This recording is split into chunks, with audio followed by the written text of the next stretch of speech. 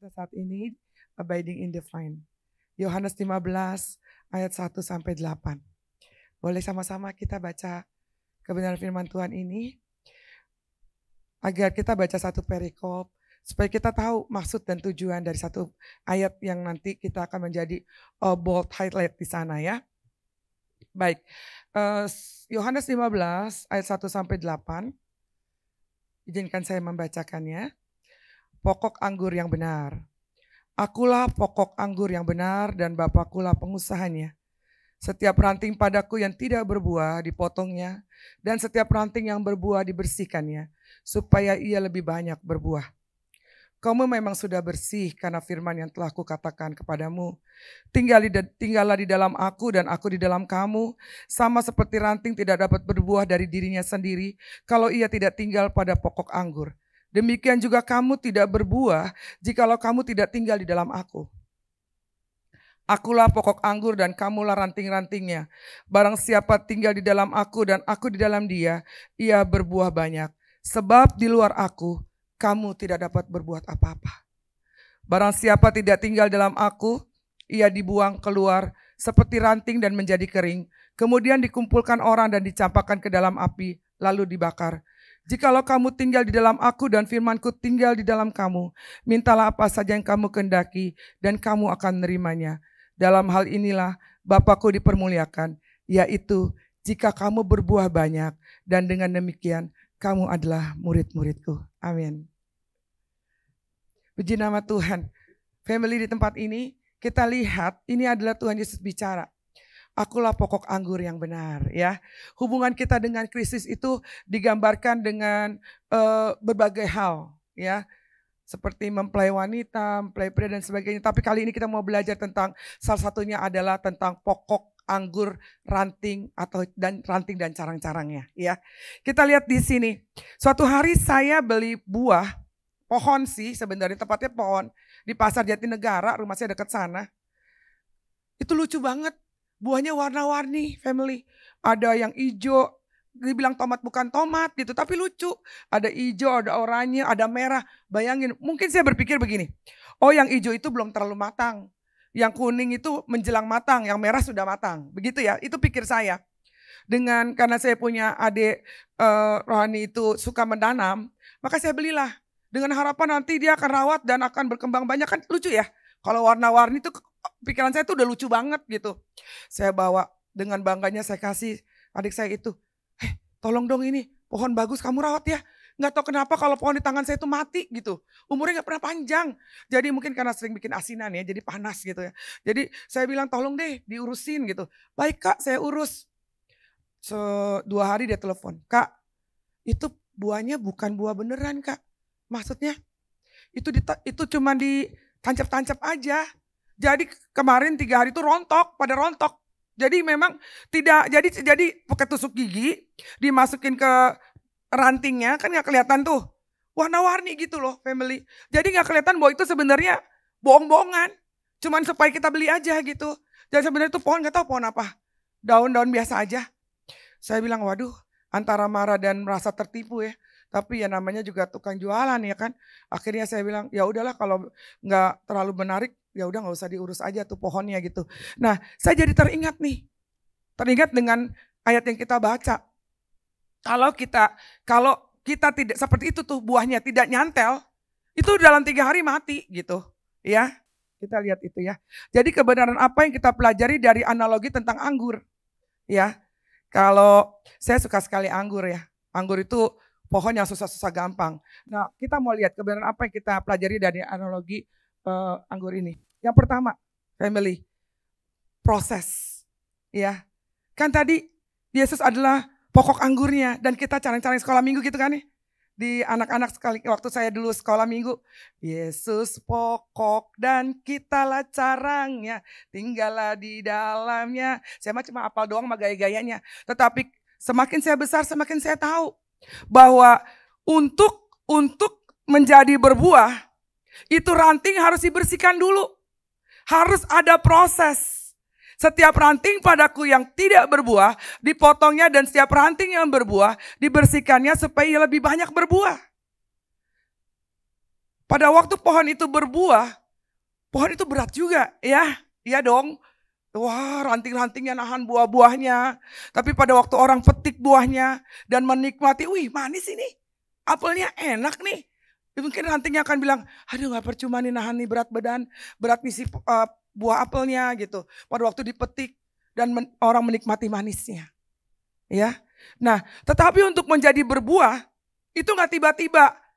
Ada proses yang dijalani, benar gak sih? Iya dong, ada dipupuk kemudian mungkin rantingnya agak melehoi gitu. Ya, bukan tulang lunak ya, tapi memang lemes gitu ya. Dan kemudian petaninya bilang, wah ini kayaknya harus dibenerin nih. Coba-coba jangan dipotong dulu. Coba kita kasih apa supaya dia kuat lagi berdiri rantingnya. Oh dibersihin Pak, ternyata ada benalu Pak. Oh ada benalu ya? Oh kita bersihin, sakit gak? Mungkin ranting akan bilang gini, aduh perih banget. Sesuatu yang dalam diri kita, yang menjadi kedagingan kita dan Tuhan bilang itu harus dilepaskan, menyakitkan pasti. Contoh di sini sih pasti family gak ada. Sukanya shopping yang gila-gilaan. Yang namanya sale, itu mau sale 20%, mau 70% sale gitu ya. Mau berapa kayak beli 3 dapat 5 kayak ya kan banyak amat ya. Beli 3 dapat 5 jadi 8. Tapi ya saya perempuan saya suka sekali tuh kata-kata itu tuh. Gede-gede lagi gitu ya. Wah pokoknya penting gak penting saya beli dulu. Mau pakai kapan kayak terserah sampai lupa deh tuh gitu ya.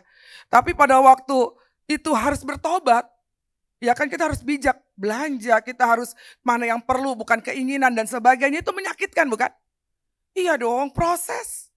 Yang tadinya ya tebar sana tebar sini ya kan tebar pesona. Digandrungin biar di rumah ada yang nunggu, tapi kalau di luar kan digandrungin agak seneng gitu ya kan. Kan saya bilang nggak ada family di sini, maksudnya di sana. Nah itu iya, jadi suka banget tebar pesona pada waktu flexing dan sebagainya. Dan pada waktu kebenaran firman Tuhan dibilang itu tidak baik dan itu tidak menjadi berkat, kita harus buang itu, sakit nggak? Sakit, sakitnya tuh bukan di sini saja tapi di sana sini. Iya dong, kalau waktu ke mall saya harus tatapan mata ke depan.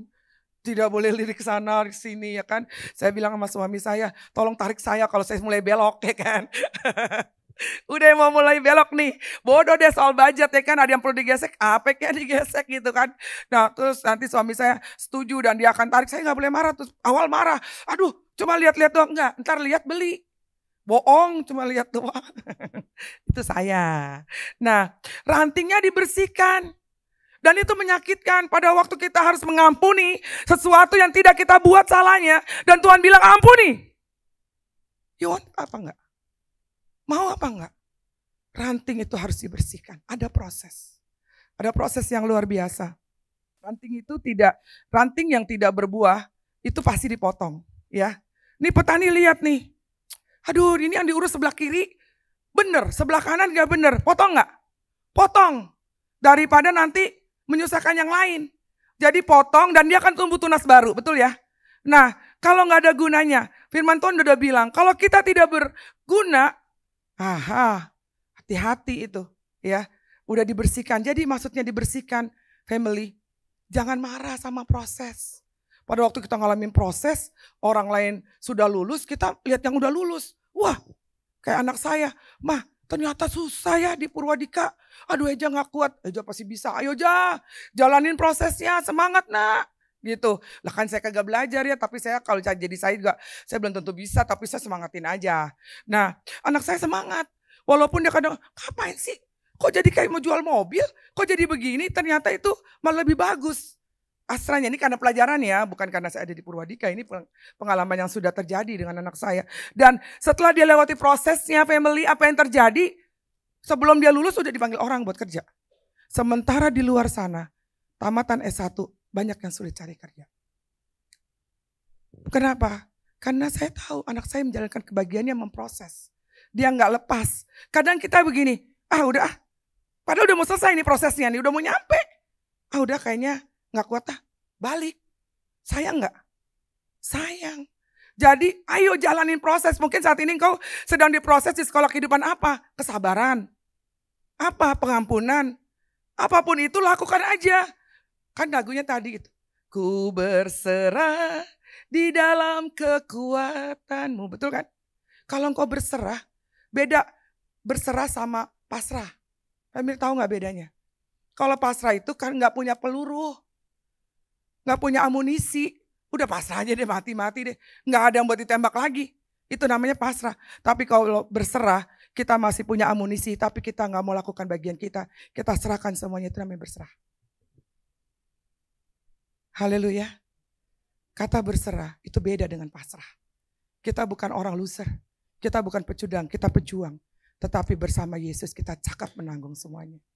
Jadi kita harus rela, merelakan diri dibersihkan. Jangan gini, Tuhan saya mau tapi yang ini jangan ya Tuhan. Saya hobi shopping, dosa yang lain aja deh. Yang lain aja deh, oke yang ini jangan. Enggak, kita harus dibersihkan dari dosa, sifat-sifat buruk masa lalu. Jangan begini, memang saya orang yang begini, nggak bakal bisa berubah. Yuk mau terima, ayo terima. Enggak. Ngeri loh. Bener ngeri.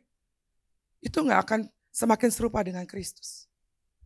Orang yang mau dibentuk Tuhan tidak melawan. Di mana sekolah kehidupanmu, di keluargamu, dengan suami, dengan istri, dengan anak-anak, bahkan dengan mertua.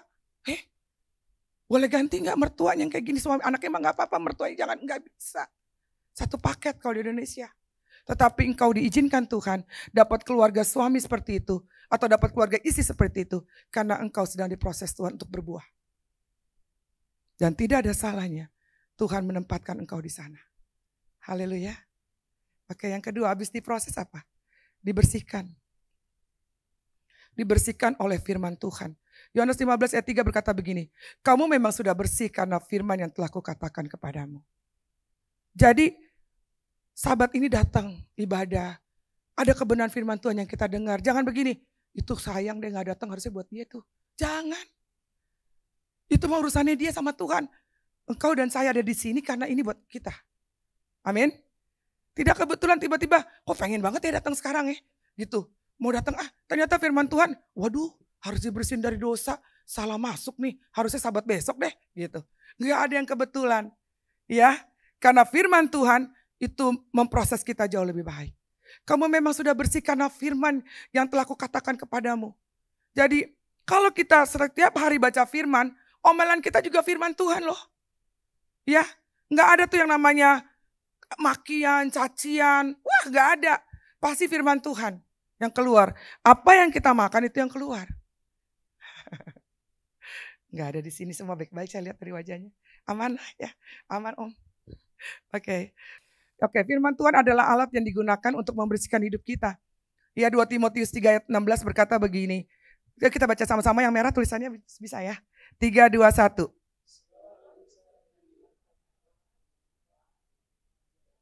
Mengatakan kesalahan, memperbaiki kelakuan dan amin. Jadi segala tulisan diilhamkan Allah yaitu Alkitab. Bermanfaat untuk ngajar, menyatakan kesalahan, memperbaiki kelakuan, mendidik orang dalam kebenaran. Jadi baca Alkitabnya jangan begini pada waktu, yang ini jangan nih. Ampunilah kami seperti kami mengampuni orang. Jangan, ayatnya jangan yang ini ganti. Yang enak-enak aja. Yang sesuai dengan hati, no. Firman Tuhan Alkitab kita itu fair loh. Pada waktu Daud melakukan kesalahan, dia fair, dia tulis kok. Betul gak? Apapun dia tulis di situ. Nuh dan anak-anak dan semuanya. Lot, istrinya, diceritakan semua untuk apa? Belajar. Bahwa tidak ada manusia yang sempurna. Tetapi Tuhan ada di sana. Kita dibersihkan pertama-tama diajar kebenaran. Kita ditunjuk mana yang salah, mana yang benar. Sesuai dengan standar firman Tuhan. Ya, firman Tuhan juga menolong kita untuk memperbaiki kelakuan. Jadi rajin nih ibadah sabat nih rajin. Tapi rajin juga buat dosa. Ngarep gitu. Nanti pas ibadah sabat dicuci dosanya. Nanti buat lagi nih. Bentar lagi atau besok gitu ya. Dibuat lagi. Enggak, saya percaya. Firman Tuhan yang kita dengar itu akan tertanam dalam hati kita dan berbuah. Sehingga orang akan lihat. Tuhanmu siapa? Kenalkan Yesus padaku. Haleluya. Semakin kita siap dibentuk Tuhan, baca firman Tuhan, ada koreksi di sana. Jangan gini, tuh kayaknya Om Purwa titipan tuh, Bu Yuli tuh, mentang-mentang anaknya di situ. Oh dia mau suruh khotbah ini, enggak. Saya enggak pernah kontak apa-apa sama Om Purwa. Paling sama Bugem, karena pesan asinan. Udah sampai di situ aja. Nggak ada titipan apa-apa karena saya percaya Tuhan bicara. Tuhan pasti bicara. Haleluya. Oke, yang tadi yang pertama apa di proses. Kedua, iya, aduh nyimak nih seneng saya. Iya, benar itu yang kedua dibersihkan. Siap? Udah masuk mana nih? Diproses apa dibersihkan nih? Ya, ayo jalan terus ya. Jalan terus biarkan firman Tuhan. Yang ketiga dan yang terakhir adalah melekat dengan Dia. Ya saya bawa ini nih sedikit nih contoh. Gak apa-apa ya namanya orang jualan. Yang namanya melekat begini Bu, family. Ini kan stiker ya. Ini melekat nih. Saya coba kopek gak bisa. Tuh kalau ada plastiknya robek. Itu namanya melekat. Ini namanya melekat ini. Saya coba paksakan akan robek terus deh pasti. Ya, itu namanya melekat. Gak bisa lepas. Ini yang namanya melekat dengan Tuhan adalah kita gak lepas, gak bisa. Gak bisa. Tinggal di dalam aku dan aku di dalam kamu. Jadi satu kesatuan yang tidak bisa terpisahkan. Berbuah banyak, akulah pokok anggur dan kamulah ranting-rantingnya. Barang siapa tinggal di dalam aku dan aku di dalam dia, ia berbuah banyak. Sebab di luar aku, kamu tidak dapat berbuat apa-apa. Jangan ngerasa kita masih muda loh. Kita masih punya tabungan 3 digit loh. Atau 2 digit, kita bisa bikin apa aja. Jangan. Itu berarti kita gak butuh Tuhan dan kita sombong lawan Tuhan. Tetapi kalau kita di dalam Tuhan, Tuhan bilang akulah pokok anggur dan kamulah ranting-rantingnya. Jadi tinggal di dalam Tuhan. Amin. Ku terhubung denganmu, selalu melekat di hatimu. Firman-Mu itulah dasar hidupku yang berdaulat atasku. Jadi dasar hidup kita firman Tuhan. Dan kita berjalan sehingga kita terhubung terus sama Tuhan. Kita mau marah nih sama anak. Cuman sampai di sini. Terus firman Tuhan ingetin. Ayo itu generasi.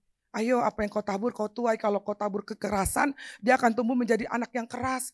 Orang-orang yang pemuda-pemuda yang main kekerasan, kasar. Oke. Walaupun kita dulu dididik sama mama kita, bapak kita ya. Gitu ya. Waduh deh saya tahu di sini beberapa ada angkatan saya nih. Dulu kagak ada ilmu parenting. Jadi suka-suka emak bapak saya dan ngajarnya bagaimana. Jadinya kayak begitu. Nah itu diturunin karena pola asuh suka turun tuh. Dulu papa saya ngajar keras. Enggak. Family, anak sekarang gak bisa. Apalagi ada generasi strawberry. Strawberry itu lembut-lembut aja gitu. Nah jadi kita praktekkan firman Tuhan. Ya. Karena saya percaya kalau anak-anak dididik dari kecil tentang Taurat, tentang firman Tuhan, maka dia tumbuh menjadi takut akan Tuhan. Dan pada waktu anak-anak kita takut akan Tuhan, dia pasti otomatis menghormati orang tua. Enggak. Kalau engkau tabur kebencian nih ke anak-anak nih, tahu nggak engkong? Engkong kamu mah nggak ngurus saya, mama. Nih mama gede sendiri kali. Macam mana mak? Popo. Jangan dilanjutin. Nah, terus kemudian dia bilang, mulai nih. Akhirnya emaknya datang, berkunjung. Mama, itu ya, emak yang itu ya, yang gak ngurus mama ya. Terus emaknya nenek, kalau Chinese bilangnya emak gitu ya. Bagi minum dong, ambil sendiri aja. Cucunya bakal kurang ajar kayak gitu loh. Karena apa? Taburannya dari orang tuanya. Jangan salah, nanti orang tuanya akan digituin loh. Betul gak? Akan begitu. Karena dia ngajarin tidak hormat sama orang tua ke anaknya. Jadi ayo orang yang melekat kepada Tuhan tidak akan mengajarkan hal-hal yang buruk. Kalau nyampainya buruk ke kita pun akan menjadi baik. Kita akan berpikir begini, yuk kita ambil positifnya aja yuk. Gitu. Oh mungkin emak dulu gak diajarin cara mendidik. Jadi sekarang ayo kita sayangin emak yuk, kasihan. Kan orang gak ngerti apa-apa. Jadi emaknya datang disambut. Ma, sini ma, ayo ambil minum, ambil apa. Jadi anak belajar mengasihi. Dan praktek kasih ada di situ. Haleluya. Jadi berbuah banyak. Kalau namanya berbuah itu berat. Dan pada waktu harus berbuah itu ada prosesnya. Dibersihkan dan kemudian jadi berbuah. Kalau engkau gak mengalami proses, engkau gak mengalami dibersihkan, mana bisa engkau berbuah. Suatu hari pohon ara aja gak berbuah dan Tuhan marah sekali. Buat apa? Buat apa kita hidup kemudian kita gak jadi berkat? Buat apa kita hidup kemudian kita mempermalukan nama Tuhan? Ngakunya Kristen, ngakunya anak Tuhan, ngakunya aja. Tapi kelakuan lebih jahat daripada setan. No, saya percaya orang yang berbuah, orang yang melekat dengan Kristus, melekat dengan pokok anggur yang benar, akan menghasilkan buah, memberkati orang sekitar. Menghasilkan buah roh, kasih, sukacita, damai sejahtera. Jadi kalau dekat dia gak kayak landak. Kita ngomong, aduh ada dia loh, aduh jangan ngomong sembarangan. Bubar atu-atu, misi, mau pergi dulu permisi gitu. Jadi kayak landak. Tapi kalau anak Tuhan yang melekat kepada pokok anggur yang benar. Waktu kita datang, miss ini miss. Tahu gak? Iya firman Tuhan tadi bagus ya. Iya Tuhan ajarin kita bla bla. Dan yang diceritakan adalah tentang kebaikan Tuhan hari lepas. Itu yang Tuhan mau. Ya, kita lihat ini melekat. Melekat berarti memiliki hubungan yang tidak terpisahkan dengan Kristus. Dengan cara inilah kita bisa berbuah banyak. Siapa family sini yang mau berbuah banyak? Amin. Yuk kita melekat sama Tuhan. Jangan mandang orang lain. Jangan pandang salah orang lain. Pandang saja Yesus. Karena kalau pandang orang lain, pastor aja punya lemah. Punya salah, punya miss di sana. Kami pun memandang Yesus. Jadi yuk kita melekat yuk. Caranya gimana? Tingkatkan doa. Baca Alkitab kita. Jangan cuma setiap sabat dibaca. Apalagi sekarang udah ada HP suci. Jadi ini gak tahu udah ada di mana tuh catakan. Ya gak masalah. Tapi dibacalah. Ya. Jangan baru baca Alkitab ada tung WA. Ini masalahnya. WA-nya kenapa nih? Minta dijemput. Lupa deh tuh baca yang tadi. Gitu. Makanya kadang perlunya Alkitab beneran gini. Maksudnya Alkitab cetakan. Supaya gak ada WA-nya di sini gitu. Mau tangtung biarin aja. Kadang begitu ya. Kadang ya. Nah haleluya. Ya jadi kita lihat gini. Yuk jadi sama-sama. 3, 2, 1.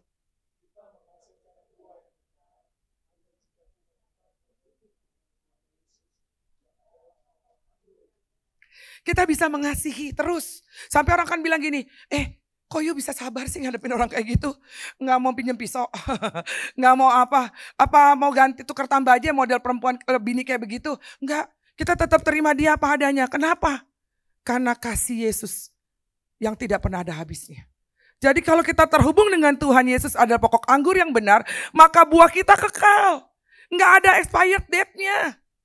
Akan terus dan terus mengasihi sampai kita akan melihat Kristus dalam hidup kita. Orang lihat Kristus dalam hidup kita. Orang bilang betul, dia anak Tuhan. Betul, dia anak Tuhan. Dia belajar bersyukur dalam keadaan yang tidak baik. Dia tetap tersenyum dalam keadaan yang luar biasa parah. Dia tetap berkata selamanya kau tetap Allah. Walau dunia semua bergoncang. Dunia kehidupan, dunia ekonomi, anak, keluarga bergoncang semua. Tak tergoyahkan, kau tetap Allah. Kenapa bisa ngomong kayak gitu? Karena dia melekat kepada pokok anggur yang benar. Dan buahnya tetap. Mau dijauhin orang kayak soal kekudusan. Gak asik main sama dia sekarang. Ngomong jorok gak boleh. Ngomong apa gak boleh. Ngomongin orang gak boleh.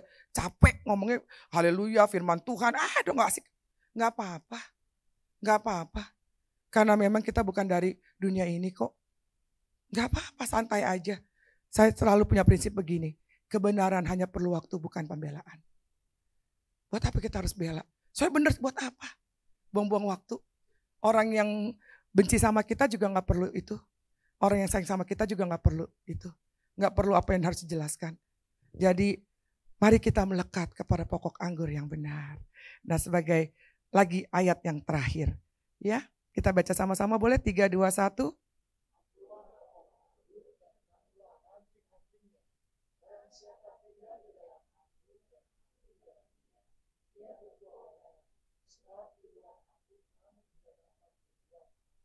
Amin. Di luar Yesus kita gak bisa buat apa-apa. Yesus ada sekarang dan sampai nanti di kekekalan. Tetaplah bergantung sama Yesus, tetaplah terhubung dengan Tuhan. Tetaplah berhubung dengan pokok anggur yang benar itu. Dan siap diproses, siap dibersihkan. Sehingga kita lihat nanti buahnya akan banyak. Menghasilkan buah yang tetap. Tuhan memberkati kita. Engkau setia, takkan